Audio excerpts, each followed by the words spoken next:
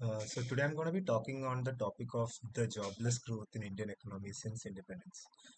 So Indian economy has a paradox where it has experienced rapid GDP growth since the independence, but it has coexisted with certain chronic underemployment. So we can see that GDP has grown at an average of 6.2% annually between 1991 and 23. But the workforce has only expanded by around 1.5% annually on an average. And we can see that the formal employment in India has stagnated at around 10 to 12% of the total jobs available. So this reflects a real problem because the unemployment rate among graduates under 25 is 42%, and around 12 to 15 million youth enter the labor market yearly. So this is also a demographic dividend crisis. And we have 65% of India's population who is under 35 now. So without urgent reforms, this might lead to a demographic disaster.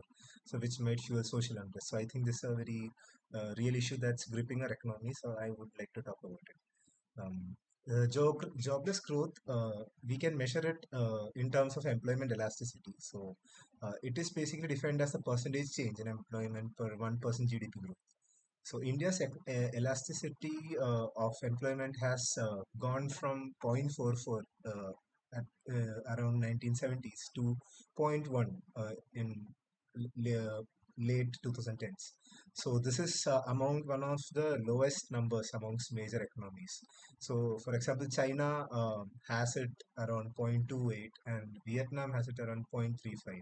So India's figure is around zero point 0.1, which really quantifies the crisis. So some of the key reasons for this is that one of it is that there is a capital intensive growth that has happened in India. So for example, auto sector employment really fell by 11% between 2016 to 2021, despite the output rising by 25%. So one other part of it is that informalization, where India's workforce is predominantly informal. So there is no job security or there is no real productivity gains in that part.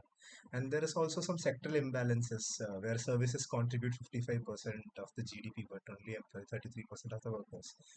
But if you look at agriculture, it employs 45% of the population but contributes to just 15% of the GDP. So we can see this trend continuing. I mean, the jobless growth. So if you see the since the independence during the we can call it the socialist era since 1947 to 1980, the GDP growth rate was around 3.5%, the Hindu rate of growth, but employment only grew at around 2%.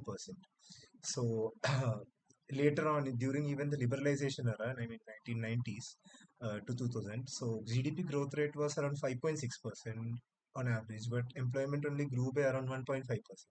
Even though there were new industrial policies and export import policies, none of it really seemed to help with the rate at which our jobs were growing. And also we can see there was a high growth phase later on after 2000s where there was services boom and an agrarian collapse.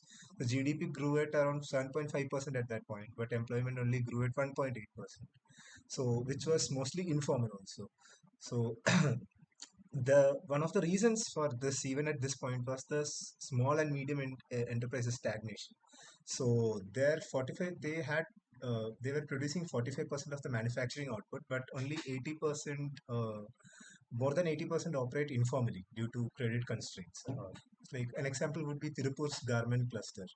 So and now recently GDP growth is somewhere around 5 to 7% year on year, but the job growth is still around 1 to 2%.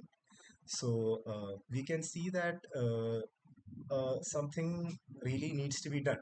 So one of the things that we can address is a skill mismatch and education crisis. So there is a certain learning poverty that exists in India where 55% of 10-year-olds cannot really read a simple text. Or there is also a higher education glut where India produces 1.5 million engineers per year, but only 7% are employable in tech roles. So some kind of reforms on the policy level would be really appreciated. So we can maybe look at other countries who are similar to us. So that could give us some kind of perspective. So even in case of China, Vietnam, Bangladesh, they have overcome this issue while where they have grown their manufacturing industries substantially, and they have focused on creating a labor-intensive manufacturing sector, which does not just focus on capital-intensive growth, but also something that would create a certain number of jobs per rupee invested or per dollar invested. So China and Vietnam really leveraged globalization to become factory floors for the world. And India can really replicate it by deregulating the labor markets and incentivizing FDI, prioritizing job quality over GDP metrics. I mean, in India, the whole discourse has been around the growth rate of GDP. So I think it is something that can be worked upon. The stakes are existential for India because India will have around 1 billion working age citizens by 2030, and creating 10 million jobs per year would be something that is not just something that we should aspire for, but that's something that our present really demands. So that's my views on it.